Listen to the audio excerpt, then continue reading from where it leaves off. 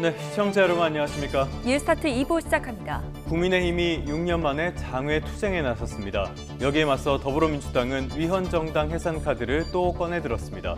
서로를 향한 막말도 빠지면 섭섭하죠.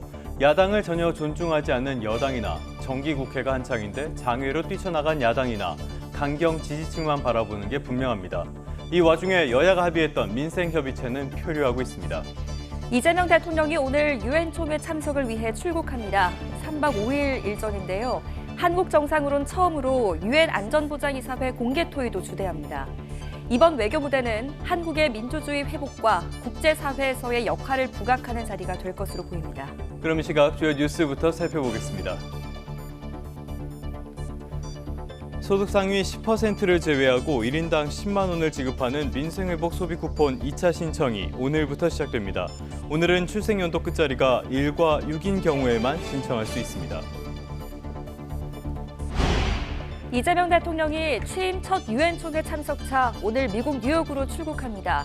이 대통령은 유엔 기조연설을 통해 글로벌 책임 국가로 역할을 제시하면서 한반도 비핵화 등 대북 메시지도 내놓을 것으로 보입니다. 미국이 따로 비자를 받지 않아도 입국이 가능한 전자여행허가 수수료를 2배 가까이 올렸습니다. 이에 따라 오는 30일부터 전자여행허가 신청자는 우리 돈으로 5만 6천 원을 내야 합니다. 한학자 통일교 총재의 구속 여부를 가릴 구속영장 심사가 오늘 오후에 열립니다. 한 총재는 국민의힘 권성동 의원과 김건희 씨에게 정치자금과 고가의 목걸이 등을 건네며 통일교 관련 현안을 청탁한 혐의를 받습니다. 심우정 전 검찰총장이 피고발인 신분으로 내란 특검에 출석해 17시간 반 만에 귀가했습니다. 특검은 윤석열 전 대통령의 구속 취소 당시 즉시 항고 포기 결정을 한 경위 등을 조사했습니다. 네, 미국부터 가보겠습니다. 트럼프 행정부의 전문직 비자 수수료 100배 인상으로 미국 내에 혼란이 커지고 있습니다. 특히 이른바 빅테크 기업들의 불만이 큰데요. 결국 백악관이 진화에 나섰습니다. 하지만 미국을 여행하는 사람들이 신청하는 전자여행허가 이스타 수수료도 2배 가까이 올려 혼선이 이어질 전망입니다. 워싱턴 연결해 보겠습니다. 홍상희 특파원, 백악관이 H-1B 비자 수수료 인상에 따른 추가 설명에 나섰다고요? 네, 백악관은 어제도 설명 자료를 내고 H-1B 비자 수수료 인상의 필요성을 강조하면서도 만약에 미국의 이익에 도움이 되면 예외도 허용할 수 있다라고 밝혔는데요. 캐롤라인 레빗 백악관 대변인이 이어서 설명에 나섰습니다. 신규 신청자에게만 100배 오른 전문가 비자 수수료를 받기로 했다는 어제 로이터와 AFP 통신의 보도를 공식 확인한 수준입니다. 레빗 대변인은 SNS X에 글을 올리고 이번에 인상한 H-1B 비자 수수료 10만 달러, 약 1억 4천만 원은 매년 내야 하는 연간 수수료가 아니라고 확인했습니다. 처음으로 이 비자를 신청할 때만 내면 되는 일회성 수수료라면서 이 비자를 갖고 있었던 사람이 갱신을 할 때는 적용되지 않는다고 밝혔습니다. 레빗 대변인은 H-1B 비자를 이미 갖고 있고 현재 외국에 머무르고 있는 사람이 미국에 재입국할 때는 10만 달러가 부과되지 않는다며 지난 19일 발표된 행정명령이 기존 비자 소지자에게는 영향을 미치지 않는다는 점을 강조했습니다. 이번 전문가 비자 수수료 100배 인상으로 미국 대형 IT 기업들을 중심으로 혼란이 발생하고 있고 오히려 이번 조처가 미국 기업에 피해를 가져올 수 있다는 여론이 감지되자 진화에 나선 것으로 풀이됩니다. 하지만 미국 기업들은 비자 수수료 인상의 적용과 집행에 대한 불확실성이 여전하다고 인식하고 있습니다. 블룸버그 통신은 마이크로소프트가 H-1B 비자 직원들에게 추가로 이메일을 보내서 백악관의 설명은 이 현재 해외에 있는 사람들의 귀국을 보장할 거라면서도 앞으로 며칠간 입국장에서 일부 혼선이 빚어질 수 있다고 경고했다고 보도했습니다. 아마존은 H-1B 비자를 수여한 직원과 또 배우자와 자녀에게 발급되는 H-4 비자 보유자들에게도 미국에 머물라고 권고했습니다. 하지만 지난 19일 트럼프 대통령은 이번 조치가 오히려 미국 기업을 만족시킬 거라고 장담했었는데요. 당시 말을 들어보시겠습니다. Everyone's going to be happy, and we're going to be able to keep people in our country that are going to be very productive people. And in many cases, these companies are going to pay a lot of money for that, and they're very happy about it. 네, 뭔가 상식선으로 이해하기 힘든 정책들이 계속 나오고 있는데요. 이번에는 이스타도 문제가 생겼습니다. 무비자로 미국을 방문할 수 있는 이스타 수수료 2배 인상된다는 소식인데요. 이거는 언제부터 적용되는 겁니까? 네, 적용은 이달 30일부터입니다. 다음 주 화요일부터 바로 적용하겠다는 겁니다. 이스타 비자는 부비자 전자여행 허가 제도로 미국을 여행하거나 친지 등을 방문할 때 90일 동안 미국에 체류할 수 있는데요. 지금까지는 이스타를 받을 때 한 사람이 수수료 21달러, 약 3만 원만 내면 됐는데 앞으로는 40달러, 약 5만 6천 원을 내야 합니다. 2배 가까이 오른 겁니다. 미 세관 국경보호국은 홈페이지에서 오는 30일부터 이스타 신청자는 40달러를 지불해야 한다고 공지했습니다. 다만 기존의 이스타를 신청해 승인을 받은 경우에는 추가로 수수료를 부담할 필요는 없습니다. 우리나라도 미국 비자 면제 프로그램 대상국이기 때문에 2008년부터 이스타가 도입이 됐는데요. 당시 수수료는 14달러였는데 2022년 21달러로 인상이 됐고 이번에는 40달러로 오르게 돼서 단기 여행자들의 부담이 커질 수밖에 없게 됐습니다. 정부는 앞서 미국의 H-1B 비자 수수료 인상이 우리 기업과 전문직 인력들의 미국 진출에 미칠 영향을 파악하고 미국과 계속 소통을 취해 나가겠다고 밝혔는데요. 트럼프 행정부가 비자 제도 전반을 손대기 시작하면서 기업부터 개인까지 우리 국민에게도 적지 않은 영향을 미치게 될 것으로 보입니다. 지금까지 워싱턴에서 전해드렸습니다. 다음 소식입니다. 이재명 대통령이 제80차 유엔 총회 참석차 오늘 오전에 출국합니다. 이 대통령은 유엔 기조연설을 통해 글로벌 책임 국가로 역할을 제시하면서 한반도 비핵화 등 대북 메시지도 내놓을 것으로 보입니다. 이종수 기자입니다. 취임 직후 지난 6월 15일 캐나다 주요 7개국 G7 정상회의로 다자외교에 나섰던 이재명 대통령이 최고 다자회의 무대 유엔 총회에 데뷔합니다. 이 대통령은 현지 시각 23일 유엔 총회 핵심인 기조연설을 통해 비상계엄 사태에서 벗어난 민주 대한민국의 복귀를 선언합니다. 기후위기, 인공지능, AI, 에너지 전환 등 범세계 과제에 글로벌 책임국으로서 우리나라의 역할도 제시합니다. 민주 대한민국의 복귀를 선언하고 한반도 정책 등 우리 정부의 외교 비전을 제시하는 한편 인류의 평화와 번영을 이루어 나가기 위한 한국의 기여 방안에 대해서도 설명하실 예정입니다. 이 대통령은 기조연설을 통해 한반도 평화 구축에 대한 정부 의지를 강조하고 북한을 향해 대화도 촉구할 전망입니다. 이 대통령은 지난 한미 정상회담에서는 트럼프 대통령에게 김정은 위원장과 만남을 제안하며 한반도 평화 분위기 조성에 돌파구를 모색했습니다. 대통령께서 피스메이커를 하시면 저는 페이스메이커로 열심히 지원하겠습니다. 한국 대통령으로는 처음으로 안보리 의장 자격으로 공개 토의를 주재하는 이 대통령은 민생경제 중시, 국익 중심 실용외교도 펼칩니다. 현지에서 열리는 한국경제 설명회 투자 서밋을 통해 주요 글로벌 핵심 투자자를 만나 투자를 요청할 계획입니다. 코리아 디스카운트 해소를 넘어서 코리아 프리미엄을 본격적으로 알림으로써 연중 최고가를 경신 중인 한국 증시에도 더욱 활력이 될 것으로 기대합니다. 활발한 양자 외교도 예정돼 구테우스 유엔 사무총장, 프랑스, 이탈리아, 체코, 폴란드 등 정상과 연쇄회담하고 방산 인프라 등 협력 방안을 논의합니다. 대통령실은 이번에 이 대통령과 트럼프 대통령의 2차 한미 정상회담은 계획하지 않고 있습니다. 이 대통령의 이번 유엔 외교와 미중 정상의 회동 가능성이 커진 다음 달 경주 APEC이 우리나라 위상 재정립에 좋은 기회가 될 전망입니다. YTN 이종수입니다. 이번 유엔 총회가 열리는 미국 뉴욕에선 북한 여성 인권 회복을 촉구하는 영상이 타임스퀘어 전광판에 상영되고 관련 전시회도 개최됩니다. 국제 엠네스티 등 6개 단체는 오늘 27일까지 뉴욕에서 작가 14명이 탈북 여성들의 증언을 토대로 북한 여성들의 이야기를 예술로 재해석한 보이지 않는 존재들 전시회를 진행합니다. 이번 전시회는 탈북 여성 10명의 인터뷰 영상, 탈북 상황을 보여주는 애니메이션과 함께 북한 여성의 인권 회복을 위해 작곡된 음악과 디자인 등도 소개됐습니다.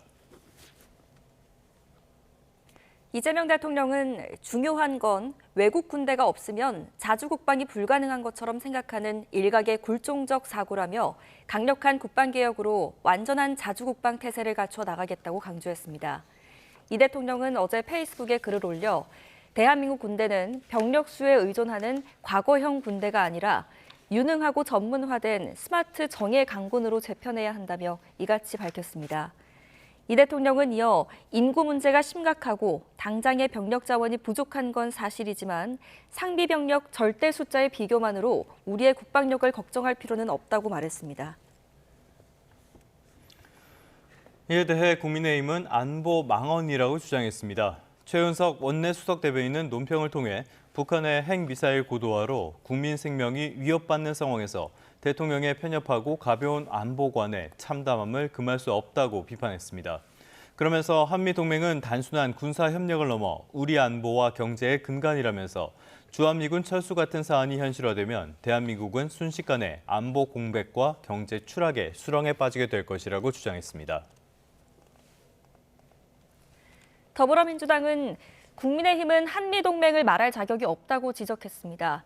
민주당 부승찬 대변인은 어제 브리핑에서 국민의힘은 한미동맹 기본 원칙을 무시하고 동맹의 가치를 훼손하면서까지 군대를 동원한 친위 쿠데타에 대해 제대로 된 반성과 사죄 없는 스스로의 모습을 되돌아보라고 비판했습니다. 그러면서 대통령 발언은 유무인 복합체계로 무장한 스마트 정예 강군으로 재편하자는 것이지 한미동맹을 깨자는 말은 어디에도 없다고 강조했습니다.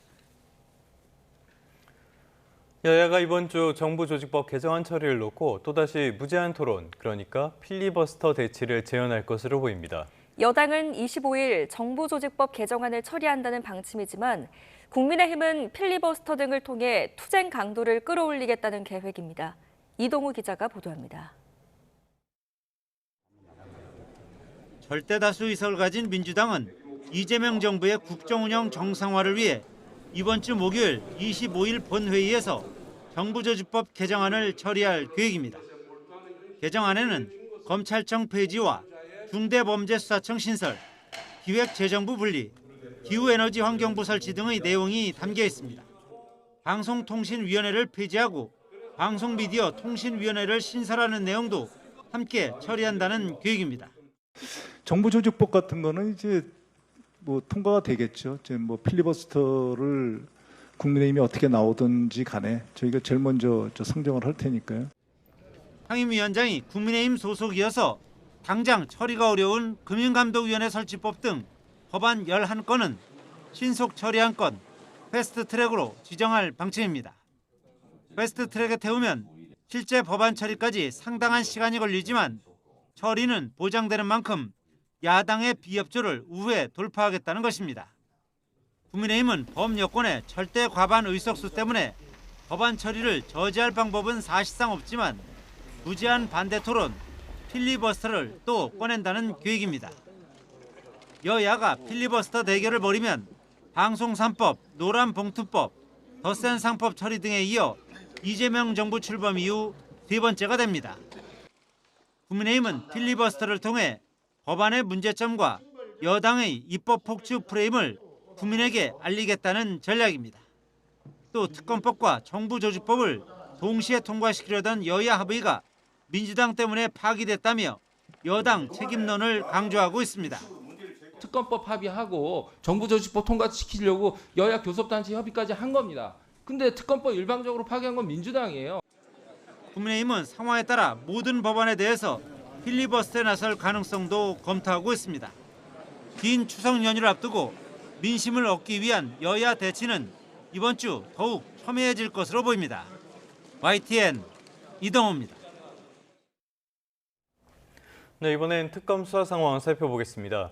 심우정 전 검찰총장이 피고발인 조사를 받기 위해서 내란 특검에 출석한 지 17시간 반 만에 집으로 돌아갔습니다. 특검은 심 전 총장을 상대로 윤석열 전 대통령의 구속 취소 당시 즉시 항고 포기 결정을 한 경위 등을 조사했습니다. 취재기자 연결합니다. 임혜진 기자. 심우정 전 총장의 조사가 상당히 늦게 끝났네요. 네, 그렇습니다. 어제 오전 10시 내란 특검에 출석한 심우정 전 검찰총장은 오늘 새벽 3시 35분쯤에야 서울고검 청사를 벗어났습니다. 직권남용, 직무유기 혐의 피고발인 신분으로 12시간 동안 강도 높은 조사를 받았는데요. 조사는 어젯밤 10시쯤 종료됐고 조서 열람을 하는 데만 5시간 30분 넘게 할애한 겁니다. 심 전 총장은 어제 오전 특검에 출석할 때와 마찬가지로 나오는 길에도 취재진 질문에는 아무 말도 하지 않은 채 대기하던 승합차에 올랐습니다. 직접 들어보시죠. 오늘 피고발인 신문으로 소환 조사 받으셨는데 오늘 어떤 부분 해명하셨습니까? 윤 전 대통령 석방 반대 의견 있었는데도 즉시 항고 포기하신 이유가 뭔가요? 판단에 후회 없으십니까?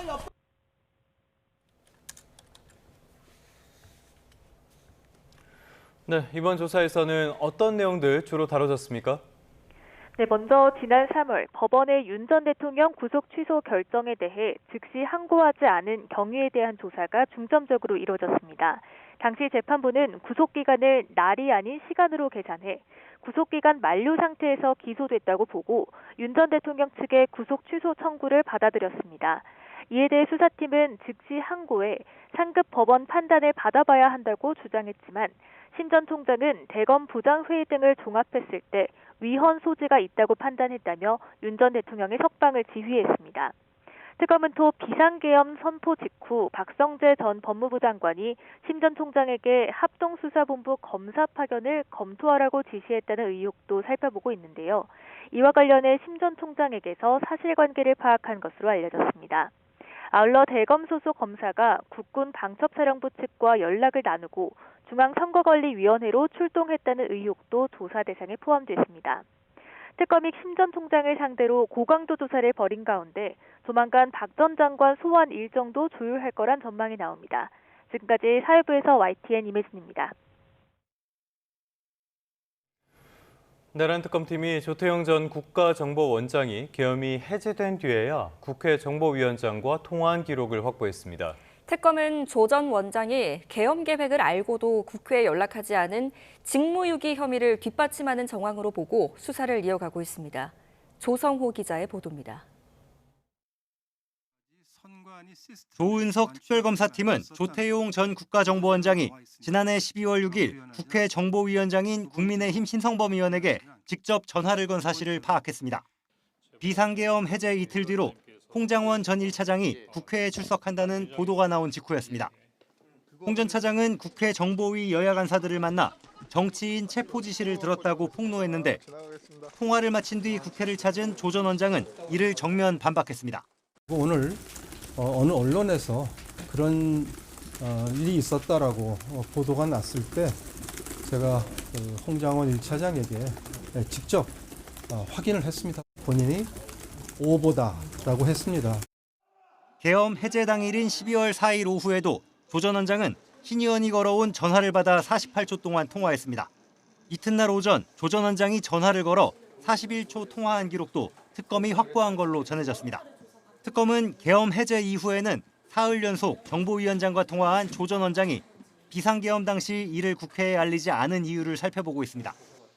국정원법은 국가 안위에 중대한 영향을 주는 상황이 생기면 국정원장이 대통령과 국회 정보위에 즉시 알리도록 하고 있는데 계엄 당일 윤석열 전 대통령의 계엄 선포 계획을 미리 알고도 조 전 원장이 의무를 다하지 않았다고 의심하는 겁니다.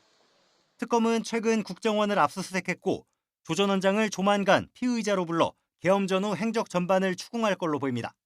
이와 별도로 특검은 계엄 기획의 핵심 인물인 노상원 전 정보사령관이 계엄 사흘 전과 계엄 직후 현역 장성인 A 준장과 여러 차례 통화한 사실도 확인한 걸로 알려졌습니다.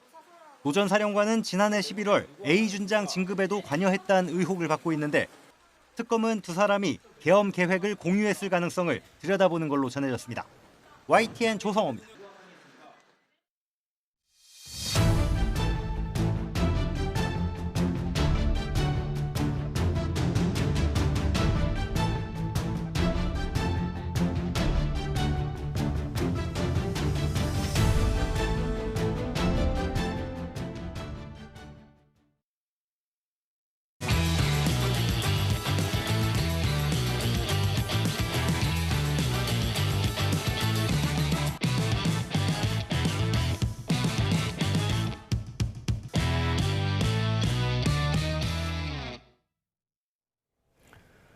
소득 상위 10%를 제외한 국민 90%에 1인당 10만 원을 추가 지급하는 민생회복 소비 쿠폰 2차 신청이 오늘부터 시작됩니다.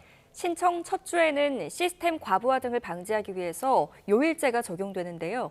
오늘은 출생연도 끝자리가 1과 6인 경우에만 신청할 수 있습니다.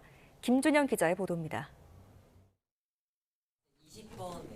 소비 쿠폰 2차 지급 신청은 오전 9시부터 시작됩니다. 전 국민을 대상으로 한 1차 때와 달리 이번에는 소득 하위 90%에게 1인당 10만 원을 지급합니다. 지난해 재산세 과세 표준 압계액이 12억 원을 넘거나 이자 배당 등 금융소득이 2천만 원을 넘는 경우 대상에서 제외됩니다. 지급 대상자 여부는 건강보험공단, 카드사 홈페이지 앱, 주민센터와 은행 영업장을 통해 확인할 수 있습니다. 1차 때와 마찬가지로 신용 체크카드, 선불카드, 지역사랑 상품권 중 원하는 방식을 선택해 받을 수 있습니다. 시스템 과부하와 주민센터 혼잡을 피하기 위해 신청 첫 주에는 출생연도 끝자리에 따른 요일제가 적용돼 첫날은 끝자리가 1과 6인 경우에만 신청할 수 있고 주말에는 온라인으로 누구나 신청할 수 있습니다. 2차 소비 쿠폰 신청 기한은 다음 달 31일까지, 사용 기한은 11월 30일까지입니다. 특별시와 광역시 주민은 자기 지역에서, 도지역 주민은 주소지 시군에서만 사용할 수 있습니다. 1차 때 제기된 불편사항도 일부 개선돼 소비 여건이 열악한 농어촌 지역 등에선 사용처가 확대됩니다. 소비 여건이 열악한 일부 읍면동 지역 하나마트와 로컬푸드 직매장에서도 사용이 가능합니다. 이에 더해 2차 지급부터는 연매출액 30을 초과하는 지역 상업도 소비 쿠폰 사용처에 포함했습니다. 복무 중인 군 장병의 경우 주민등록상 주소지가 아닌 복무지 인근에서 소비 쿠폰을 신청해 해당 지자체에서 사용 가능한 선불카드 등을 받을 수 있습니다. YTN 김준영입니다. 자, 이렇게 2차 소비 쿠폰 신청과 지급이 함께 이뤄지면서 스미싱 같은 사기 시도도 활개를 칠 것으로 예상됩니다. 네, 금융회사의 소비 쿠폰 안내에는 인터넷 주소 바로가기, 즉 URL이 없다는 점 반드시 기억하셔야겠습니다. 보도에 이지은 기자입니다. 소비 쿠폰 신청 방법을 알려준다거나 접수가 잘 됐는지 확인하라면서 인터넷 주소 클릭을 유도하는 메시지들. 모두 1차 소비 쿠폰 때 등장한 스미싱 문자입니다. 이러한 인터넷 주소 바로가기를 잘못 누르면 악성 앱이 설치돼 개인정보 유출과 금융피해를 입을 수 있습니다. 피해를 막기 위해 금융회사가 발송하는 소비 쿠폰 안내 문자에는 어떠한 URL도 포함되어 있지 않습니다. 다시 말해 URL이 들어있는 소비 쿠폰 관련 문자는 100% 사기로 보고 절대로 눌러서는 안 됩니다. 가짜 금융기관 웹페이지에 신분증을 올리라고 하면서 정보를 빼내려는 사례도 있는 만큼 공식 홈페이지인지도 확인이 필요합니다. 지난 1차 소비 쿠폰 지급 기간에 확인된 스미싱 문자와 악성앱 유포 사례는 모두 430건. 하지만 금융피해는 발생하지 않은 것으로 파악됐습니다. 금융당국은 2차 소비 쿠폰 신청 지급 기간에도 다양한 스미싱 시도가 있을 것으로 보고 소비자 경보 등급을 주의해서 경고로 올렸습니다. 또 의심스러운 문자를 받았거나 악성 앱 감염이 의심되면 인터넷진흥원으로 신고하라고 설명했습니다. 이어 혹시라도 자금이체 등의 피해가 발생할 경우 즉시 본인이나 사기범계자의 금융회사나 보이스피싱 통합신고대응센터에 지급정지를 요청하라고 당부했습니다. YTN 이지은입니다. KT 무단 소액 결제 사건과 관련해 서울 서남권 그리고 경기 일부 지역 말고도 다른 지역에서도 피해가 났을 가능성이 제기됩니다. ARS 인증을 통한 소액 결제뿐 아니라 모든 소액 결제에 대한 전수조사가 필요하다는 지적이 나오고 있습니다. 이승은 기자입니다. KT 무단 소액 결제 피해가 기존에 알려진 서울 서남권과 경기도 광명, 부천 등지 외에 서울 동작구와 서초구, 경기 고양시 일산 동구 등지에서도 일어난 것으로 나타났습니다.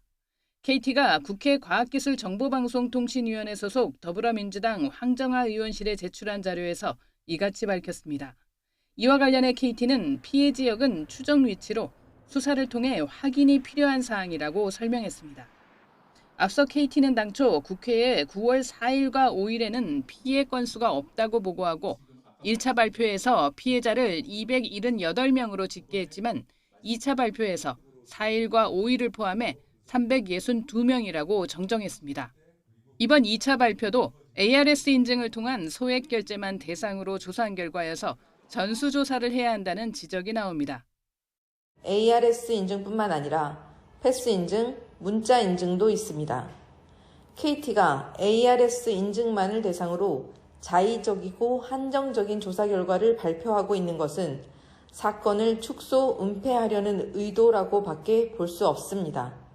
지금이라도 소액 결제가 이루어진 모든 고객에게 직접 결제 현황을 고지하고 피해 전수조사에 나서야 합니다. 실제 피해자들 중에서는 무단 패스 인증과 카카오톡 이상을 경험했다는 증언이 이어집니다. 아까 이 패스 앱에서 소액 결제가 됐다라는 그 팝업이 떠서 KT 고객센터에 들어가서 확인을 했더니 결제가 됐더라고요. ARS 음성이 나와가지고 스팸 전화가 보다라고 생각이 들어서 그냥 다시 아무 생각 없이 끄고 잤죠. 그리고 나서 이제 핸드폰을 봤더니 카카오톡 메시지가 와 있어서 확인하려고 카카오를 열어봤더니 로그아웃 돼 있는 상태여서 나 로그아웃 한 적이 없는데 왜 로그아웃이 됐죠? KT가 외부 보안 업체를 통해 자체 서버 검사를 한 결과 침해 흔적 4건과 의심 정황 2건이 발견됐지만 이 또한 추가 검증이 필요하다는 지적이 나옵니다. 소액 결제에 필요한 이름과 생년월일 정보가 어디서 유출된 건지도 아직 밝혀지지 않았습니다. SKT에서 발견된 그런 악성 코드는 발견되지 않았다는 점을 저희가 확인한 것이고요. 보안 상태 전반에 대해서 저희가 이렇게 집중 점검한 거는 아니었다는 좀 그런 한계에 대해서는 분명하게 좀 말씀을 드리고 싶고요. 현재까지 조사 결과 불법 기지국은 이미 6월 26일부터 활동을 시작했고 8월 5일 첫 피해가 발생했습니다. KT는 9월 1일 경찰에서 소액 결제 피해 분석을 요청받고도 5일 새벽에야 이상 결제를 차단했습니다. YTN 이승은입니다.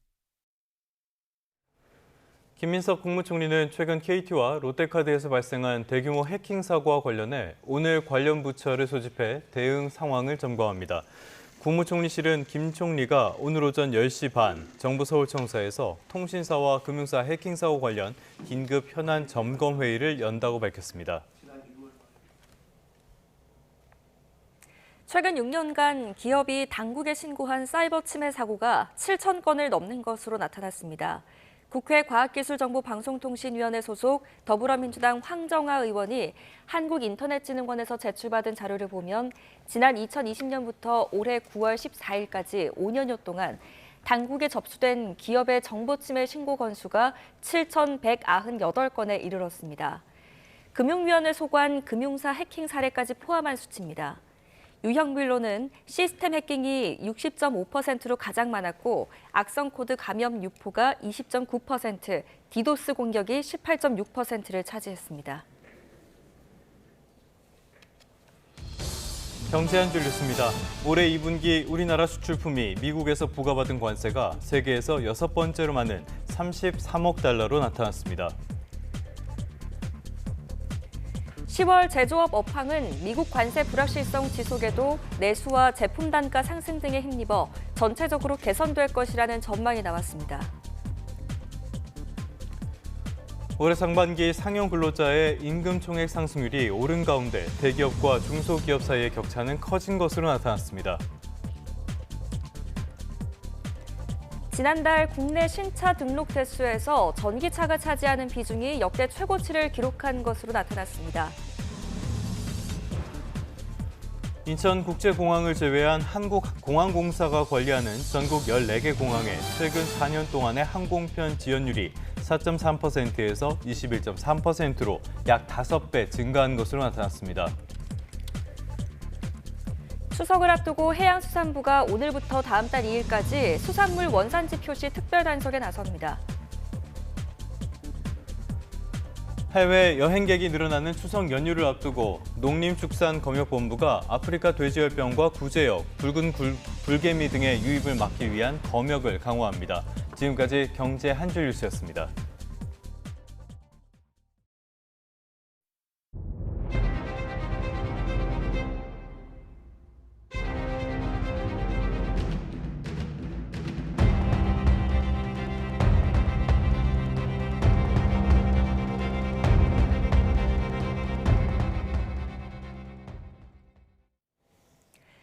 정치자금법 위반 혐의 등을 받는 통일교 한학자 총재에 대한 구속영장 심사가 오늘 오후에 열립니다.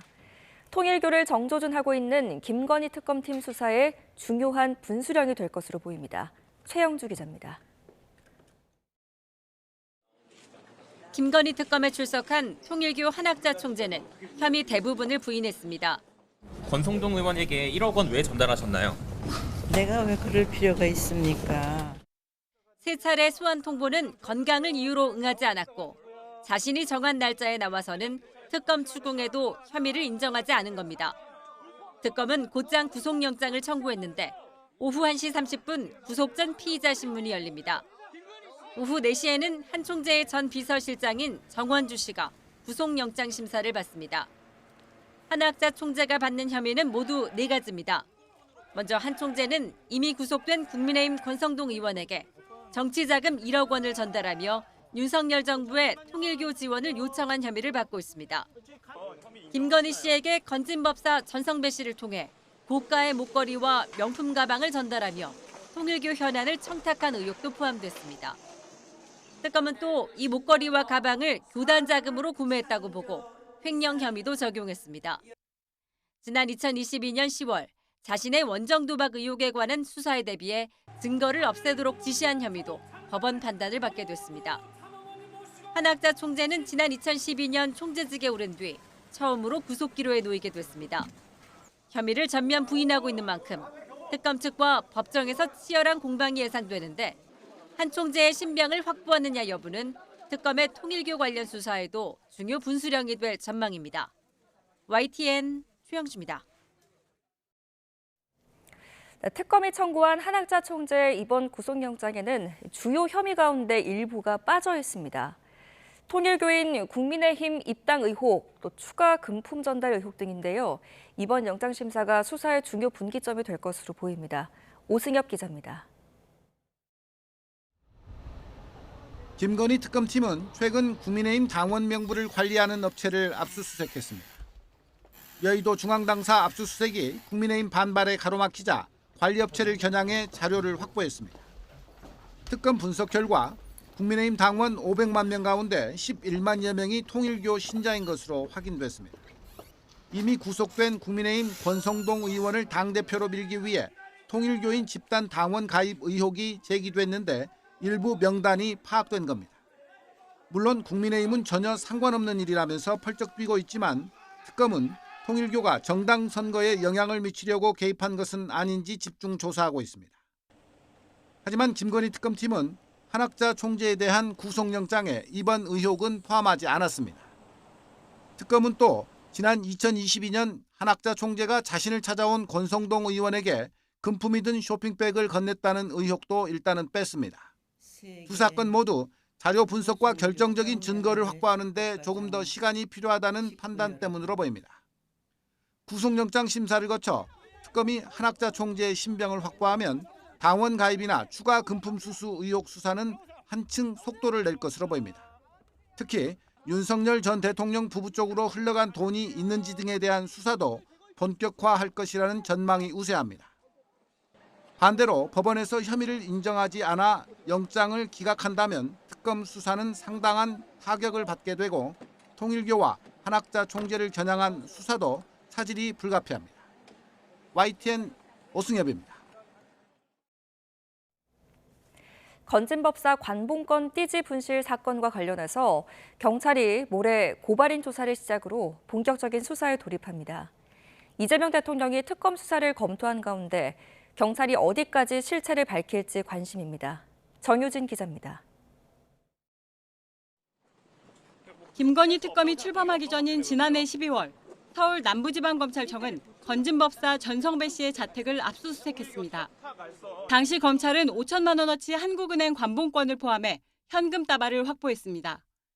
관봉권 띠지 등에는 돈의 검수일과 담당자, 부서 등이 적혀 있어 자금 출처를 확인할 주요 증거로 꼽혀왔습니다. 하지만 촬영본 외에 띠지 원본은 온데간데 없이 사라졌고 국회 청문회까지 열렸습니다. 지금 5천만 원대 돈다발을 기억을 못하는 대한민국에 그리고 그런 정신머리를 가진 수사관이 어떻게 검찰을 근무합니까? 담당 검찰 수사관들은 분실 경위가 기억나지 않는다는 말만 반복했습니다. 네, 한 12월 정도에 약 1000건의 압수물이 들어왔었고 그 1000건의 압수물 중 단 한 건의 압수물을 기억하기는 약간 불가능에 가깝습니다. 결국 이 수사관들은 국회 위증 혐의로 고발됐습니다. 사건을 맡은 서울경찰청 공공범죄수사대는 오는 24일 대전 유성경찰서에서 고발인인 김경우 변호사를 조사할 예정입니다. 고발인 조사를 마친 뒤 경찰은 관련 자료를 확보하는 동시에 사건 관계자들을 잇따라 불러 조사할 방침입니다. 검찰 부실 수사 우려가 제기되면서 이재명 대통령은 정성호 법무부 장관에게 상설특검을 검토해보라고 지시하기도 했습니다. 특검이 언제쯤 출범할지 아직은 명확하지 않은 가운데 경찰이 그 사이 사건의 실체에 접근할 수 있을지 주목됩니다. YTN 정유진입니다. 김건희 씨 일가의 집사로 알려진 김혜성 씨의 첫 재판이 오늘 열립니다. 서울중앙지방법원은 오늘 오후 2시 반 특정경제범죄가중처벌법상 횡령 혐의로 민중기 특별검사팀이 구속 기소한 김 씨의 첫 공판 준비 기일을 진행합니다. 앞서 특검은 자신이 차명으로 세운 이노베스트 코리아와 또 설립에 관여한 IMS 모빌리티 등의 자금 48억여 원을 횡령한 혐의로 김혜성 씨를 구속해 재판에 넘겼습니다. 12.3 비상계엄 관련 불법 행위로 조은석 특별검사팀에 의해 기소된 윤석열 전 대통령이 법원에 불구속 재판을 받게 해달라고 요청했습니다. 서울중앙지방법원은 최근 특수공무집행방해와 직권남용 등의 혐의로 기소된 윤 전 대통령 측으로부터 보증금 납부 등을 조건으로 구속집행을 정지해달라는 보석 청구를 접수했습니다. 윤 전 대통령이 건강 악화를 이유로 특검 조사를 거부하고 내란 재판에 10차례 연속 불출석한 점 등을 비춰볼 때 향후 보석 신문이 열리게 되면 윤 전 대통령 측은 건강상의 문제를 주장할 것으로 보입니다. 국민의힘 한동훈 전 대표가 계엄 해제 의결방해 의혹과 관련해 법원이 보낸 증인 소환장을 수령하지 않은 것으로 나타났습니다. 서울중앙지방법원은 지난 12일 한 전 대표에게 소환장을 발송했지만 폐문 부재를 이유로 전달되지 않았습니다. 당사자가 집에 없고 문이 닫혀 있어서 서류를 전하지 못했다는 의미입니다. 법원은 내일로 신문기일을 정했지만 한 전 대표는 자신이 알고 있는 모든 것을 책과 다큐멘터리 인터뷰 등으로 말했다며 사실상 불출석할 뜻을 밝혀왔습니다. 요즘 아침 저녁으로는 가을 기온이 물씬 감돌고 있습니다. 현재 서울 기온은 17.9도로 선선하게 출발하고 있는데요. 하지만 낮 동안에는 기온이 25도 안팎까지 오르겠습니다. 큰 일교차에 면역력이 떨어지기 쉬운 만큼 체온 조절에 유의하시기 바랍니다. 오늘 내륙은 하늘에 구름만 많이 끼겠지만 제주도에는 오전까지 5mm 안팎의 비가 이어지겠고요. 남해안 지역은 바람이 강하게 불겠습니다. 또 당분간 달의 인력이 강해 해수면의 높이가 높은 기간으로 만조시 저지대 침수 피해에 유의해 주셔야겠습니다. 현재 기온 살펴보겠습니다. 현재 서울 기온 17.9도, 세종 17.6도, 창원은 19.5도로 출발하고 있습니다. 낮 기온도 보시면 서울이 25도, 광주 26도, 대구도 25도가 예상됩니다. 당분간 일교차 큰 날씨는 계속되겠고 수요일인 모레는 전국에 가을비가 내릴 전망입니다. 날씨였습니다.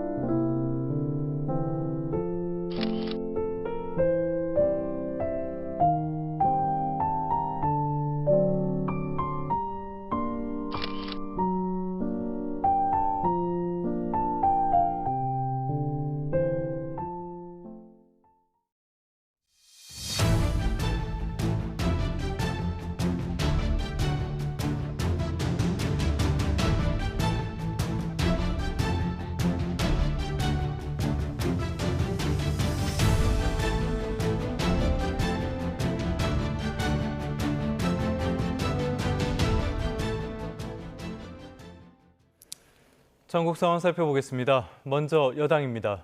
더불어민주당 김병기 원내대표가 대법원장에 대한 압박이나 전담재판부 설치 검토는 사법부를 공격하는 게 아니라 최소한의 방어 수단이라고 주장했습니다.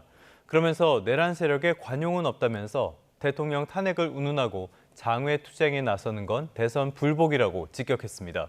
조은지 기자입니다. 집권 여당의 원내 사령탑에 오른 지 꼭 100일째 되는 날, 김병기 원내대표는 내란을 뿌리 뽑겠다는 다짐으로 달려왔다며 내란 세력의 관용도 타협도 없다고 강조했습니다. 민주당의 내란 전담재판부 추진 움직임이나 조희대 대법원장 거취 압박은 사법부를 공격하는 게 아니라 내란 종식을 위한 최소한의 방어 수단이라고 주장했습니다. 내년 1월 윤석열 전 대통령이 구속 만료로 풀려나지 않도록 신속 재판을 촉구하는 것일 뿐 사법부 관여는 아니라는 겁니다. 사법부에 개입한다고 저는 절대 생각하지 않습니다. 입법부든 그게 행정부든 신속하게 공정하게 재판하겠다는 걸 갖다 천명해달라는 거거든요. 윤석열이 풀려나기 전에. 조희대 비밀 회동서를 제기한 서영교, 부승찬 의원에 대한 당내 조치가 있는지 묻는 말엔 국회의원 직무는 국민 불안을 최소화하기 위해 대변하는 역할이 크다고 사실상 감싸 안았습니다. 민주당은 나아가 국민의힘 전신 자유한국당이 과거 김명수 대법원장 사퇴를 요구했다면서 자기 눈에 들보는 티끌 보듯 하냐고 반격했습니다. 제1야당 국민의힘과 대화하겠다는 원칙은 분명하다면서도 기준선은 확실하게 그었습니다. 내란과 민생을 철저히 분리하겠습니다. 장외투쟁과 대통령 탄핵을 운운하는 건 명백한 대선 불복임을. 정청래 대표도 야당의 시간을 맞아 가출한 불량배를 누가 좋아하겠냐며 내란 5호 대선 불복 세력의 장외 투정이라고 평가절하했습니다. 평양 무인기 침투 의혹과 관련해 내란 특검이 수요일 윤 전 대통령을 부른 상황에서 정 대표는 내란죄보다 외환죄가 더 무겁다, 철저히 파헤쳐야 한다고 촉구했습니다. 0.1%라도 국가 안보를 위해할 가능성이 있는 그런 사안이라면 이것은 다시 한번 분명하게 밝히고 되돌아봐야 한다. 김건희 특검을 향해서도 통일교와 국민의힘 카르텔을 밝혀야 한다고 강조했습니다. 민주당은 특검 수사와 사법개혁을 고리로 최소 연말까지는 내란 청산을 전면에 내세울 방침입니다. 거대 여당의 입법 드라이브에 역풍 우려 또한 만만치 않습니다. YTN 조은지입니다. 네, 조금 전에 들어온 속보 하나 살펴보도록 하겠습니다. 최근에 이재명 대통령이 대북에 유화 메시지를 던지고 있는데요. 북한 측의 반응은 별로 좋게 나온 것 같지가 않습니다. 일단은 김정은 위원장이 비핵화는 절대 없다면서 통일을 할 생각 역시 전혀 없다는 입장을 내놨습니다. 김정은은 단계적인 비핵화, 이 부분이 마주 앉을 명분을 허물었다라고 주장하기도 했는데요. 비핵화를 털어버리면 미국과 마주서지 못할 이유가 없다. 그러니까 비핵화는 만남의 조건이 아니라는 점 역시 분명히 했습니다.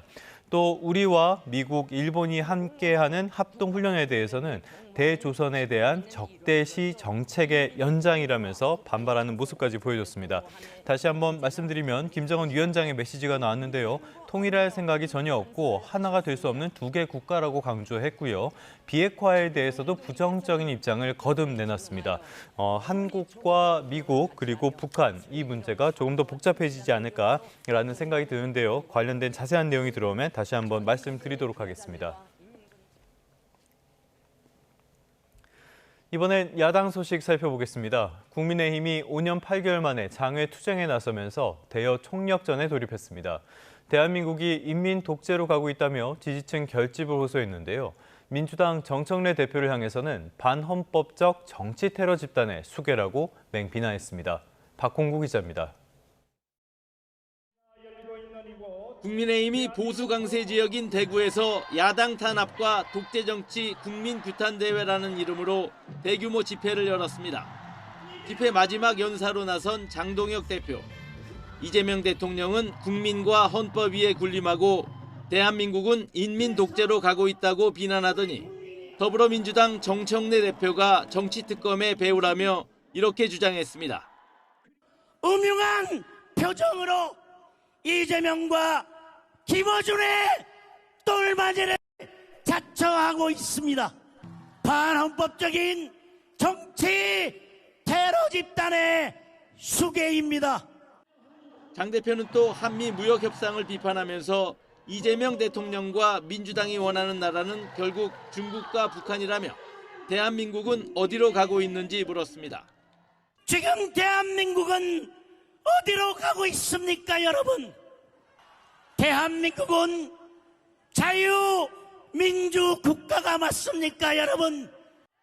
송원석 원내대표도 민주당이 추진하는 내란 전담재판부는 황당무계한 인민재판이라고 주장했습니다.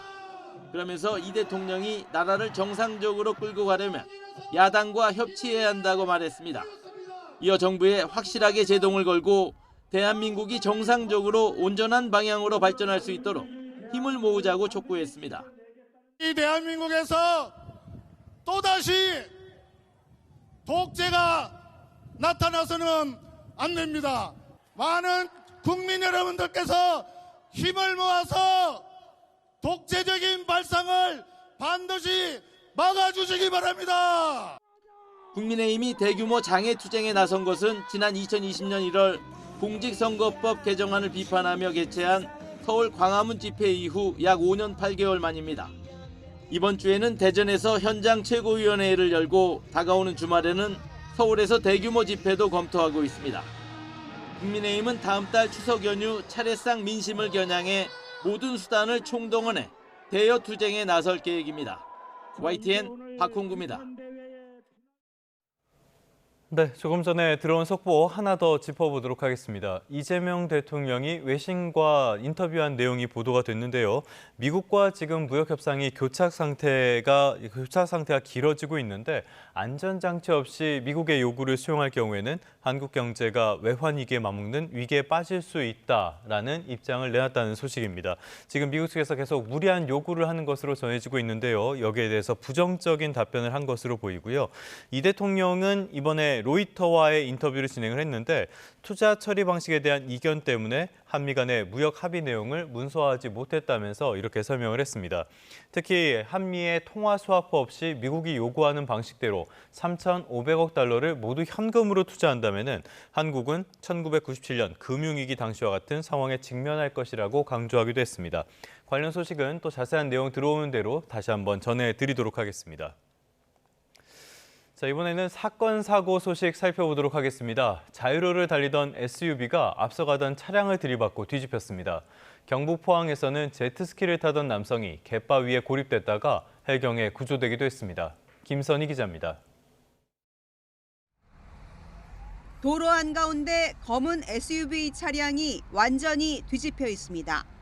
경기 고양시에 있는 자유로를 달리던 SUV 차량이 앞서가던 차량을 들이받고 전복된 겁니다. 이 사고로 전복 차량에 탑승했던 2명이 다쳐 병원으로 옮겨졌는데 부상이 심하지 않은 것으로 전해졌습니다.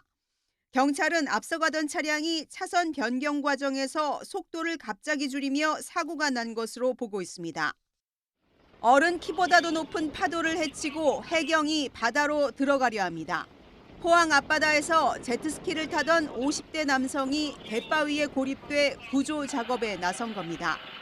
파도가 거세 구조요원이 직접 접근에는 실패했지만 이내 헬기를 이용해 남성을 무사히 구조했습니다. 경기 양평에서 수상스키를 타던 40대 여성이 교각에 부딪혔습니다. 소방당국은 골반과 허리 등을 다친 여성을 구조해 헬기로 인근 병원에 이송했습니다. 부산에서는 자신의 집에 불을 지른 혐의를 받는 60대 남성이 경찰에 붙잡혔습니다. 경찰은 남성이 신변을 비관해 불을 지른 것으로 보고 자세한 경위를 조사하고 있습니다. YTN 김선희입니다. 경기도 남양주시에 있는 다세대 주택에서 불이 나 집안에 있던 모자가 심정지 상태로 병원에 옮겨졌습니다. 치료를 받던 도중에 40대 어머니는 끝내 숨졌고요. 아들도 중태에 빠졌습니다. 배민혁 기자입니다. 한밤중 캄캄한 주택가 사이로 빨간 불빛이 번쩍거립니다. 골목 아래를 자세히 살펴보니 소방대원 여러 명이 모여 응급처치를 하는 듯한 모습도 보이고 인근 주택에선 희뿌연 연기가 쉴 새 없이 올라오는 모습도 보입니다. 경기 남양주시 퇴계연읍에 있는 3층짜리 다세대 주택 1층에서 불이 난 겁니다. 그을린 냄새가 심해져서 제가 밖을 나와서 이제 이 코너 쪽으로 돌려고 하는데 집에서 맡았던 냄새가 1층에서 나더라고요. 그래서 불길은 40여 분 만에 잡혔지만 1층에 살던 40대 엄마와 8살 난 아들이 심정지 상태로 발견돼 병원으로 옮겨졌습니다. 병원에 도착한 이후 심장 박동을 회복해 의식이 없는 채로 치료를 받았는데 치료 도중 40대 엄마는 끝내 숨졌고 아이 역시 중태에 빠졌습니다. 평소 모자를 알고 지내던 주민들은 참변 소식에 안타까운 마음을 감추지 못했습니다. 어릴 때 가서 아이도 너무 밝고 너무 예쁘고 사회성도 너무 좋았고 너무 어리고 지금 그래서 좀 마음이 좀 많이 안타까워요. 화재로 같은 건물 주민 12명도 대피했었는데 소방관 1명이 구조 작업을 벌이다가 다치기도 했습니다. 등 부위에 2도 화상을 입은 건데 부상 정도는 크게 심각하지는 않은 것으로 알려졌습니다. 경찰과 소방은 다용도실에서 불이 시작된 것으로 보고 합동 감식을 통해 화재 원인을 조사할 방침입니다. YTN 배민혁입니다.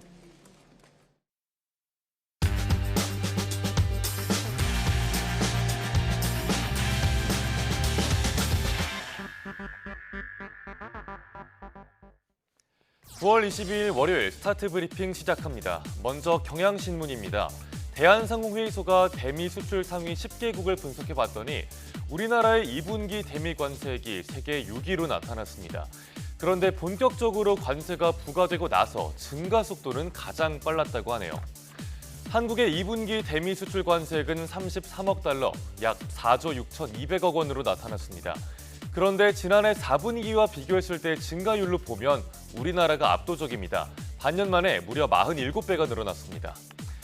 FTA로 사실상 무관세였다가 트럼프 2기가 들어서고 관세 직격탄을 맞았다고 볼 수 있겠죠. 품목별로 보면 자동차와 부품이 전체 57.5%를 차지했습니다.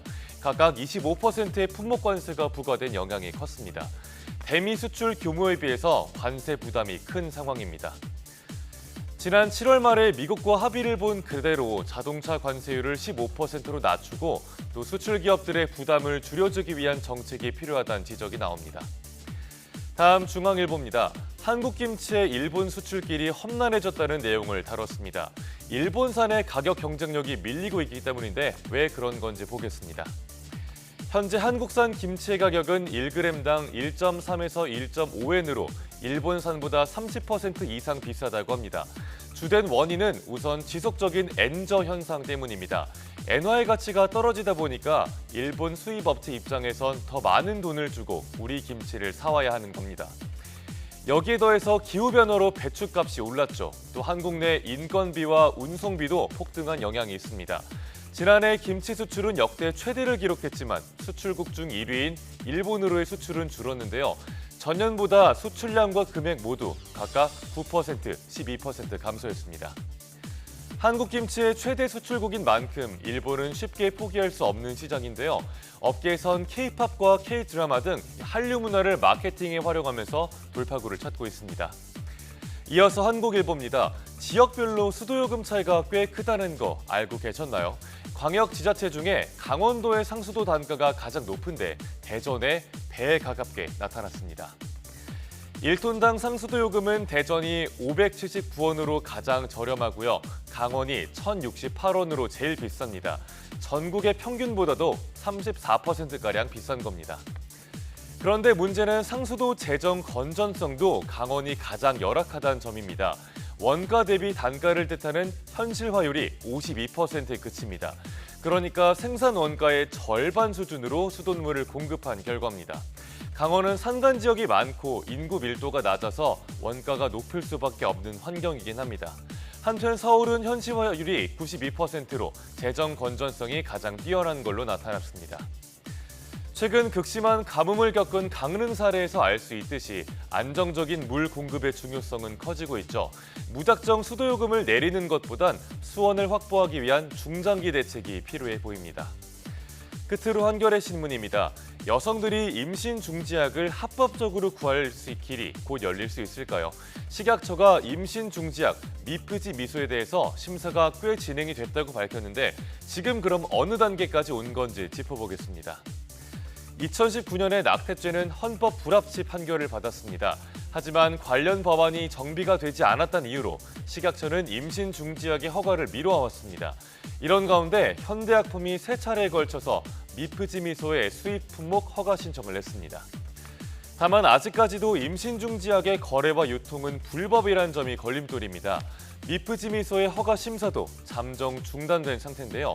현재 국회에는 수술뿐만 아니라 약물을 통한 임신 중지도 허용하도록 하는 법이 발의돼 있습니다.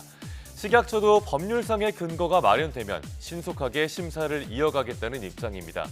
참고로 미프지 미소는 2005년에 세계보건기구에서 필수 의약품으로 지정한 바 있습니다. 이재명 정부는 여성 안전과 건강권을 보장하기 위해서 임신 중지약 도입을 국정과제로 확정했는데요. 임기 내에 법 개정이 이루어질 수 있을지 주목됩니다. 9월 22일 아침 신문 살펴봤습니다. 지금까지 스타즈 브리핑이었습니다.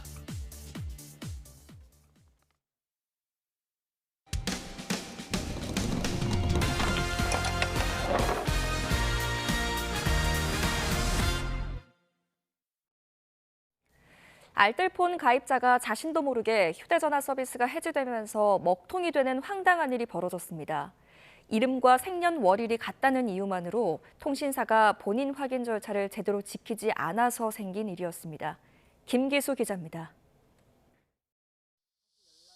알뜰폰 통신사를 이용하는 한 20대 여성은 얼마 전 황당한 일을 겪었습니다.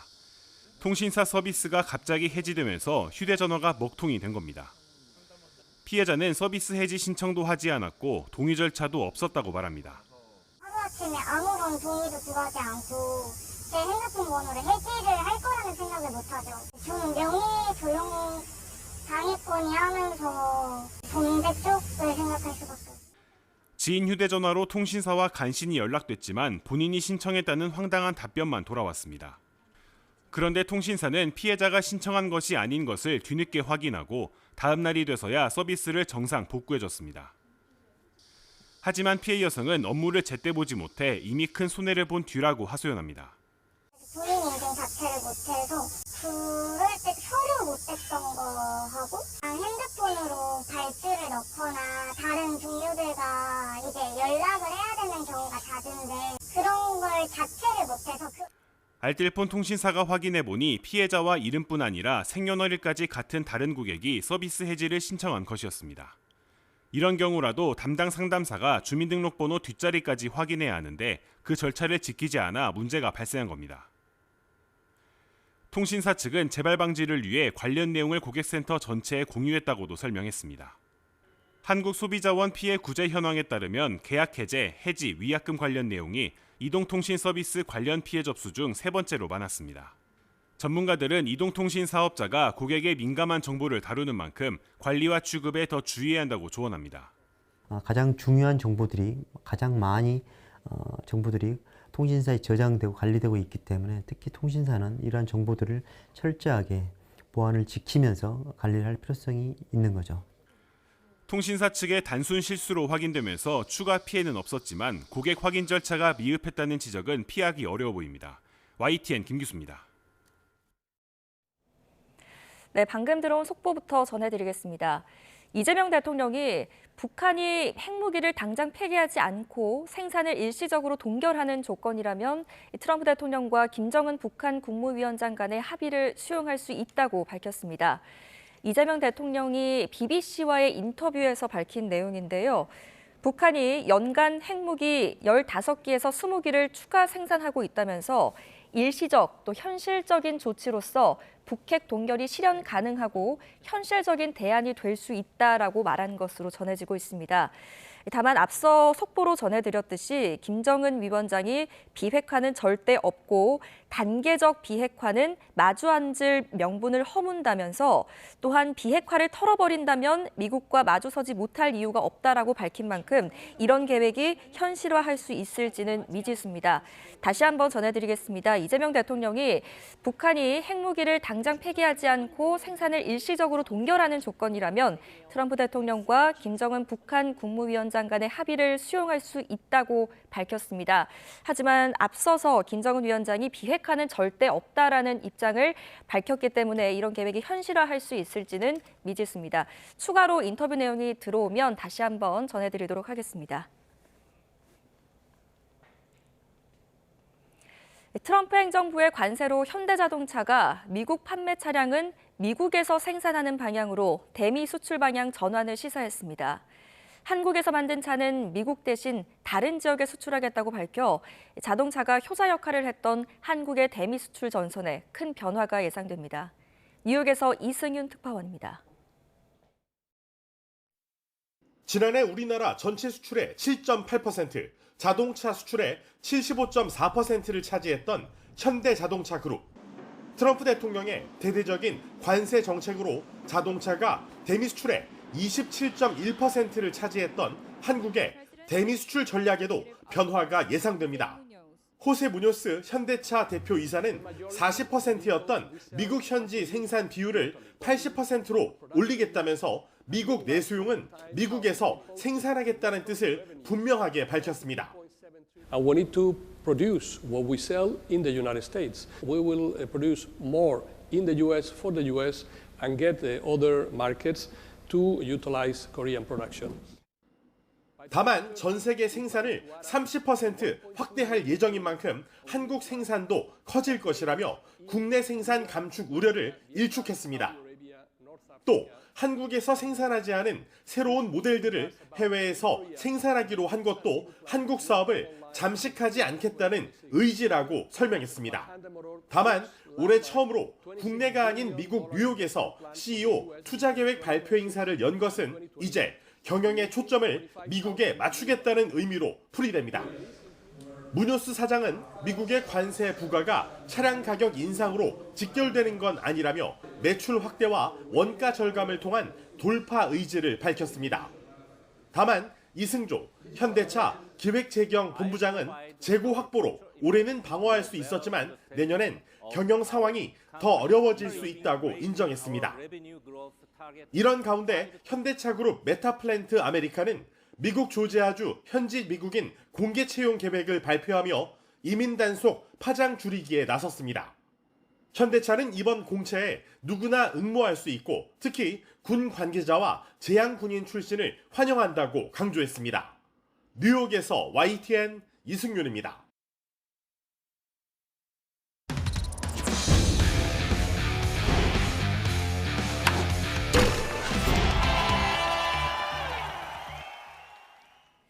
월요일 스포츠 뉴스입니다. 프로야구 가을 잔치를 향한 막바지 경쟁이 점입 가경입니다. 5위 KT가 4위 삼성과의 맞대결을 승리를 장식하며 0.5경기 차로 바짝 추격했습니다. 허재원 기자입니다. 프로야구 가을 잔치로 가는 길목에서 맞닥뜨린 4위 삼성과 5위 KT의 맞대결. KT 타선은 1회 첫 공격부터 삼성 선발 양창섭을 공략했습니다. 스티븐슨의 2루타와 강백호, 장성우의 연속 볼넷으로 만든 투아웃 만루 기회에서 황재균이 2타점 적시타를 터뜨리며 기선을 제압했습니다. 5회에는 안현민이 괴력의 홈런포를 터뜨렸습니다.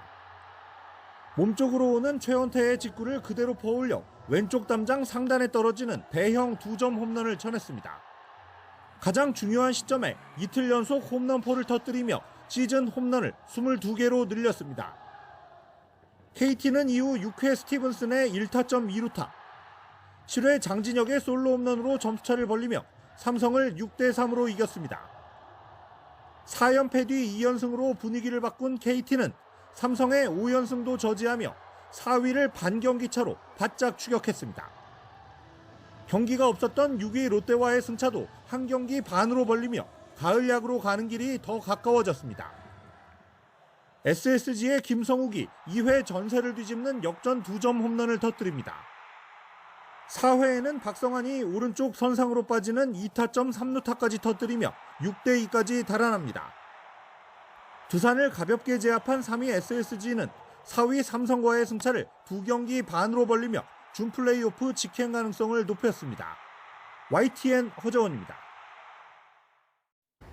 오늘도 아침 공기가 선선합니다. 현재 서울 기온은 17.9도로 출발하고 있는데요. 하지만 낮 동안에는 기온이 25도까지 오르면서 일교차가 다소 크게 나겠습니다. 이런 날씨에는 면역력이 떨어지기 쉬운 만큼 환절기 건강관리에 유의해 주시기 바랍니다. 오늘 내륙은 하늘에 구름만 많이 지나겠습니다. 다만 오전까지 제주도에는 5mm 안팎의 산발적인 비가 조금 이어지겠고요. 바람도 초속 15m 안팎으로 강하게 불겠습니다. 자세한 지역별 현재 기온 살펴보겠습니다. 현재 서울 기온 17.9도, 전주 18.2도, 부산은 20.1도를 나타내고 있습니다. 낮 기온은 25도 안팎까지 오르겠습니다. 오늘 서울과 대구의 한낮 기온 25도, 광주는 26도가 예상됩니다. 당분간 일교차 큰 가을 날씨는 계속되겠고요. 내일 밤 남해안을 시작으로 모레는 전국에 가을비가 내릴 전망입니다. 오늘부터 달의 인력이 강해 해수면의 높이가 높은 기간으로 만조시 저지대 침수 가능성이 있습니다. 피해 없도록 유의하시기 바랍니다. 지금까지 YTN 윤수빈입니다. 뉴스타트 3부 잠시 뒤에 계속됩니다.